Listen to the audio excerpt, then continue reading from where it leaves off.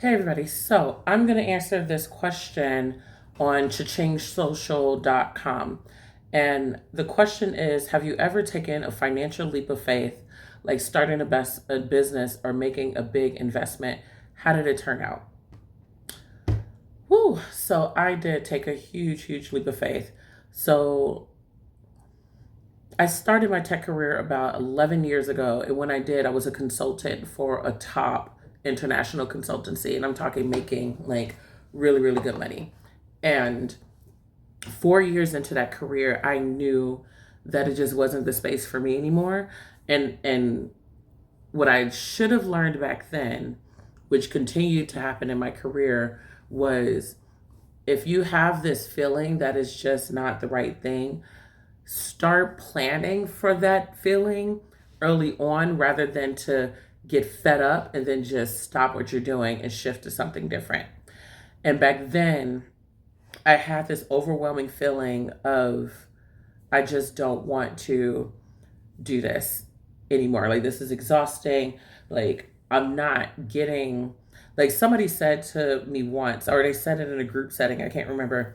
They were saying that if there's ever a day where you wake up and you know that this just isn't the work for you anymore, like, do yourself a favor and just leave that line of work, because people can kind of feel that energy when you bring it into your job. But I think, unfortunately, in this society, because of the way capitalism works, we need money. So a lot of people just deal with that feeling and they become very resentful and they get very frustrated. But for me, I know that stress can literally kill. So when I start to get that feeling, I'm like, oh, this might not be for me. So back then, I started to get that feeling, and it got to a point where I was just sick and tired of being sick and tired, and I didn't want to risk having to travel again, because back then I was traveling. Like, I had to travel 3 to 4 days out of the week, every single week for a client. So I didn't want to travel again. I knew that they were going to send me to Texas. I didn't want to go back to Texas. So I ended up quitting. I tried to like plan ahead of time because I knew that I was big on content. I knew that I was constantly putting out tutorials and constantly putting out YouTube videos, and and I knew that I wanted to continue helping people learn technology, and I wanted to continue helping people learn technology through my content.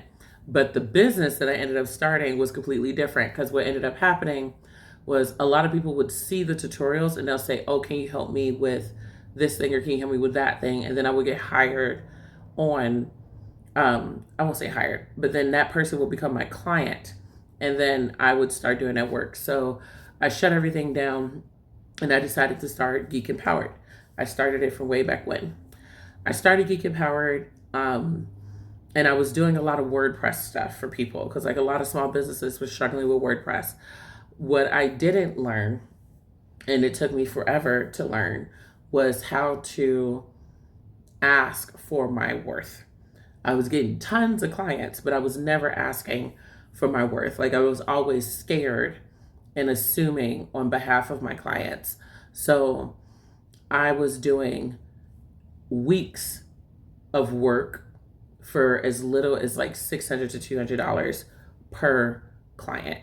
Weeks of work. I'm talking setting up their websites, figuring out their marketing plans, setting up their social media, creating content for them, installing Facebook pixels on their websites, dealing with disastrous hosting problems, all kinds of stuff. I had to consistently do a ton of work for very little money. And not only was it very little money, I had to hunt people down for this very little money. And what I didn't know back then was I had the wrong clients. And I was doing my marketing like how everybody else was doing, which was you go to a Facebook group full of small businesses, and people will talk about different things that they're doing in their small business. And then every once in a while, somebody would say, like, "Oh, I wish I want to do that, but I need a website." And then, like hyenas to the dead carcass, they just hound on that post, and they're like, "I can do it, I can do it, I can do it." And then I realized if I go cheaper, I get the client. But that was not the best. Like, all money ain't good money. Like some of my cheapest projects was my worst projects, like stuff that's not even like alive today, stuff that's like if I looked at it right now, like I would be ashamed of the type of work that I did. It was really bad. So I ended up losing my 401k. I took up my 401k, lost all of that money. Um, Tried to get these clients coming in, couldn't get these clients coming in. I ended up getting evicted. I'm talking me and my kids ended up getting evicted. My marriage fell apart. Like when I say it got bad, it got bad. Like we got evicted. I had to move it to Airbnb with the kids. It was a shared Airbnb. Like it was a mess. It took me moving out of town. So I ended up moving up north, and it took my mentor kind of coming through and saving me. And so what she realized was I work better with agencies that the face to face client sales, that type of stuff, I'm not really great at, but I am really great at tech support. I'm great at DevOps stuff for small businesses, not for enterprises.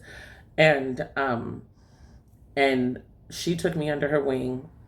I did a couple of projects under her, and then she opened up a fellowship, and I did that fellowship, and that's how I was able to pay my bills.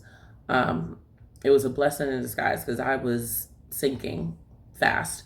Um, so that kind of saved me, and then I learned how to work with other design agencies, and I ended up working with a few of them, and then I ended up eventually going back into quality engineering work, and then that helped me even more and kind of stabilize.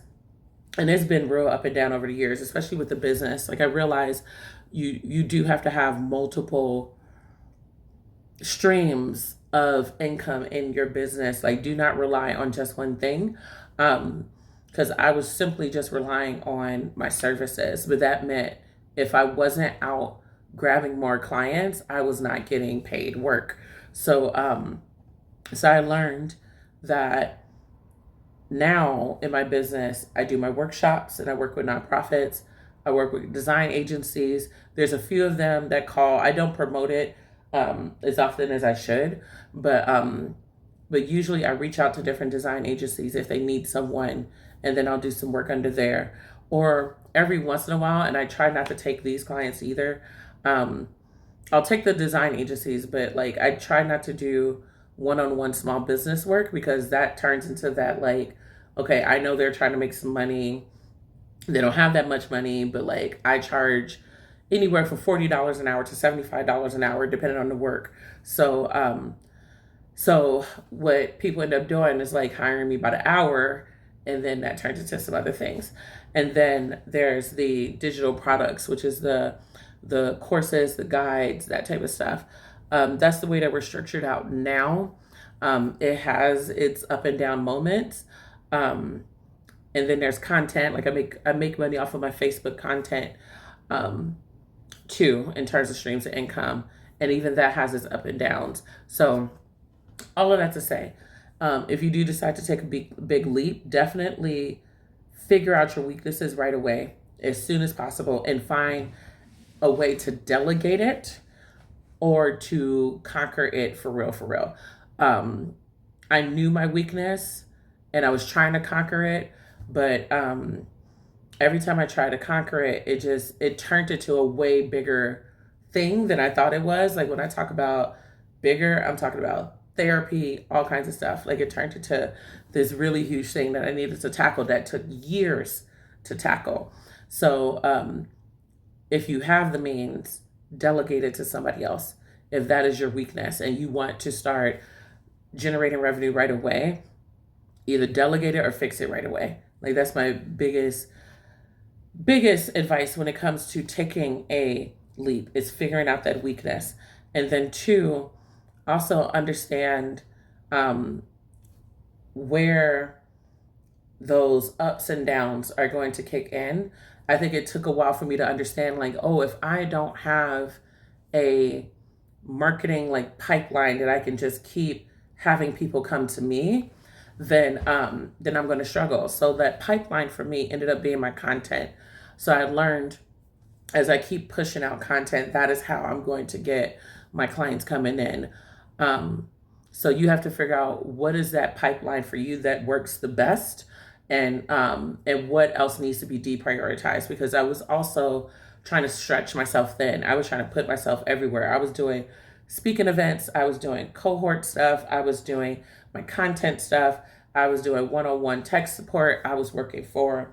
Um, I was working for the design agencies. I was also like trying to partner up with a bunch of different people. Like it was always a whole bunch of stuff happening. So it was very hard to stay dedicated and be disciplined and be consistent when it comes to, okay, what is the thing that works for Geek Empowered? Let's keep doing that thing that gets us clients. Um, but again, the stuff that I had to learn over the years. Um, and then also mentor, because that's what saved me, was having a mentor, because they're going to have resources that will help you get to the next step, because you only know so much, you only have access to so much information. A mentor will help you really look at your weaknesses, what you need, what type of support do you need, and what is out there. They can kind of be your voice to bring what you need to stay afloat. So yeah, so that's everything. Um, if you have any questions, thoughts, feel free to comment below or send me a DM or email me at ehi@geekempower.com.